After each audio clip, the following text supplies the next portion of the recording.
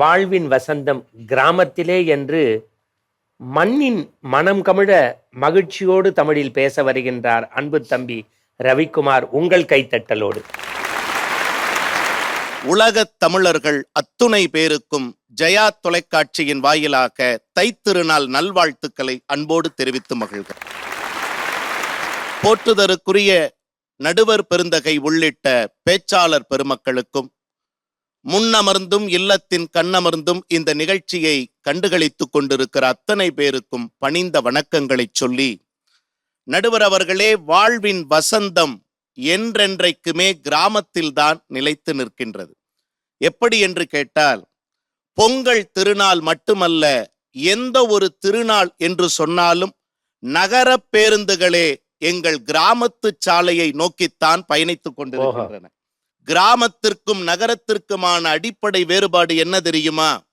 நம்மாழ்வார் சொன்னதைப் போல, வானிலிருந்து நீரை பெற முயற்சி செய்யுங்கள், மண்ணிற்கடியே தோண்டி முயற்சி செய்யாதீர்கள் என்று சொல்வார்கள்.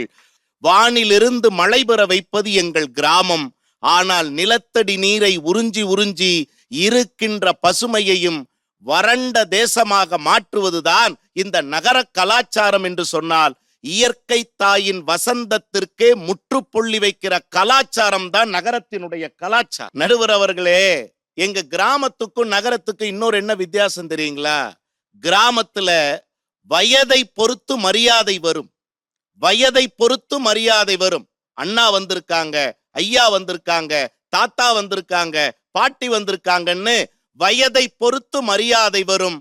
ஆனால் மனசாட்சியோடு சொல்லுங்கள், நகரப்புறத்திலே வசதியை பொறுத்துத்தான் மரியாதை வருகிறது என்று சொன்னால் எங்க அந்த நகரத்துல வசந்தம் மிளரும்?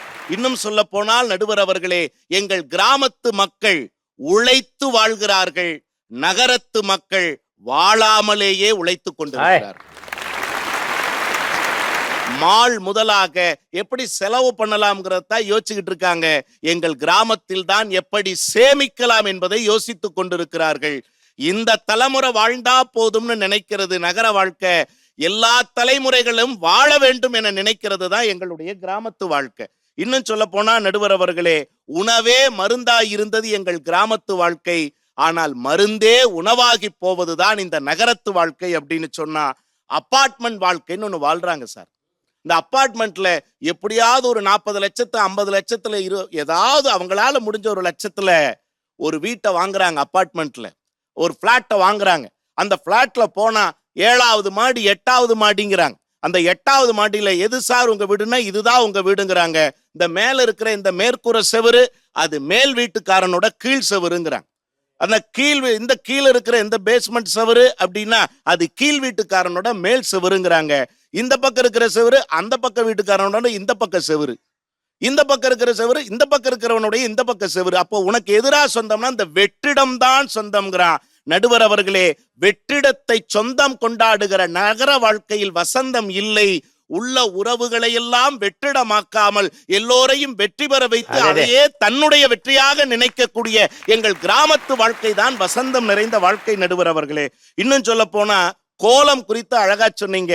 மாக்கோலம் இடுகிற அன்னபூரணிகள் இன்றைக்கும் எங்கள் கிராமங்களில் தான் வாசம் செய்கிறார்கள். ஆனா இவங்க என்ன, ஒட்டுகிற பொட்டுல மட்டும் இல்லைங்க, கோலத்தில் கூட ஸ்டிக்கர் கோலம்னு கொண்டு வந்து விட்டுட்டீங்க. நடுவர் அவர்களே, கிராமங்களில் இருப்பது அழகு கோலம், இவர்களின் கோலம் அலங்கோலம் என்றுதான் சொல்ல வேண்டும். நீங்க யோசிச்சு பாருங்க, பொங்கல் பண்டிகையை நாங்கள் கொண்டாடவில்லையா என்று அதிர்த்து வரக்கூடிய தம்பி சரவணன் சொல்லல. எப்படி கொண்டாடுறீங்க? குக்கர்ல விசில் வந்தா பொங்கலோ பொங்கல்ங்கிறீங்க, குக்கர்ல விசில் வந்தா பொங்கலோ பொங்கல்.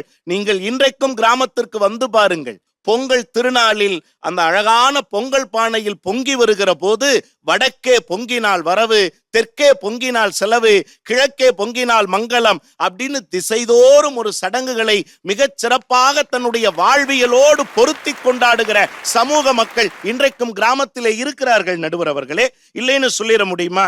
இன்னொன்னு சொல்ற நடுவர் அவர்களே, பெற்றோர்களை முதியோர் இல்லங்களில் விட்டுவிட்டு பிள்ளைகளை ஹாஸ்டலில் விட்டுவிட்டு நாயை பிடித்து கொண்டு வாக்கிங் போகிற கலாச்சாரம் தான் இவர்களினுடைய நகரத்து கலாச்சாரம். இங்க எங்கங்க வசந்தம் வரும்? நான் கேட்கிறேன். இன்னொன்னு சொல்ற நடுவர் அவர்களே, மனவேதனையோடு நம் ஜெயா தொலைக்காட்சியில் பதிவு செய்கிறேன். இந்த நகரப்புறத்தில் இளைஞர்களுக்கு ரீல்ஸ் மோகம்ங்கிறத விட வீல்ஸ் மோகம் அதிகமாயிடுச்சு. அடடே, என்ன தெரியுங்களா? ரீல்ஸ் மோகம்ங்கிறது இப்படி எடுத்து போடுறது. வீல்ஸ் மோகம்ங்கிறது என்ன தெரியுங்களா? இருசக்கர வாகனத்துல அதிவேகமா சீறி பாய்வதைத்தான் சிறப்பானதாக அவர்கள் நினைக்கிறார்கள். சீறி பாய்வதில் இல்லை மகிழ்ச்சி, சீறி வரும் காளையை கொம்பை பிடித்து அரவணைப்பதில் தான் மகிழ்ச்சின்னு எங்களுடைய கிராமத்துல காட்டுனாங்க. வெட்கத்தோடு ஒருவர் பதிவு செய்தார். என்ன தெரியுங்களா? மிக அழகான கருத்துங்க, ஆனால் மனம் வலிக்கக்கூடிய ஒரு கருத்து.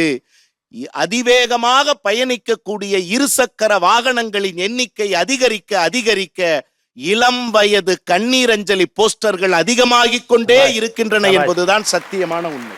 இதெல்லாம் எந்த கிராமத்திலாவது நடக்குமா சார்? நான் தெரியாம கேட்கிறேன். எந்த கிராமத்திலாவது நடப்பதற்கு வாய்ப்பு இருக்கிறதா? நடுவர் அவர்களே, இன்னைக்கும் நீங்க எத்தனையோ கிராமங்களுக்கு போய் பாருங்க. யாரு என்னன்னு வழி கேட்க வந்தவருக்கு கூட ஒரு வாய் காப்பி தண்ணி கொடுத்து அனுப்புகிற பண்பாடு இன்றைக்கும் கிராமத்து வீடுகள் இருக்கு. நடுவர் அவர்களே, யாராவது ஒருத்தருக்கு ஒண்ணுன்னா எங்க கிராமத்துல ஊரே கூடி நிக்கும். ஆனா இவங்க நகரத்துல ஊருக்கே ஒண்ணுன்னா கூட ஒரு ஆள் கூட கூடி நிக்க மாட்டேங்கிறீங்களே, எப்படி சார் இவங்க நகரத்துல வசந்தம் வரும்? நான் கேட்கிறேன். அழகா கல்யாண்ஜி ஒரு கவிதையில சொல்லுவார் நடுவர் அவர்களே, அதிகாலை சூரியனை, ஆற்றங்கரை மணலை, தொட்டார் சினுங்கி செடியை, பேசஞ்சர் ரயிலினுடைய அற்புத இரைச்சலை, பட்டாம்பூச்சியை தொலைத்து விட்டு நாற்காலி கால்களில் நசுங்கி கிடக்கிறது இந்த நகரத்து வாழ்க்கைன்னு சொல்லுவார் நடுவர் அவர்களே. இப்படி உண்ணுகிற உணவில் வகவகையாக தேடுகிறீர்கள், சம்பாத்தியத்தில் வகவகையாக தேடுகிறீர்கள், ஆனால் உறவுகளின் முகம் பார்த்து பேசக்கூட நீங்கள் மறுக்கிறீர்கள் என்று சொன்னால் இந்த நகரத்து வாழ்க்கையில் ஒருபோதும் வசந்தம் வீசுவதில்லை. எங்கள் கிராமத்து சாலைகளில் நடந்தாலே வசந்த காற்று நம்மை தீண்டும் என்று சொன்னார். என்றென்றைக்கும் வாழ்வின் வசந்தமாக இருப்பது நகர வாழ்க்கை அல்ல, எங்கள் கிராமம்தான், எங்கள் கிராமம்தான் என்று சொல்லி அதற்கே உங்களுடைய நல்ல தீர்ப்பை தருவீர்கள் என்கிற நம்பிக்கையோடு இடம் சார்கிறேன். நன்றி, வணக்கம்.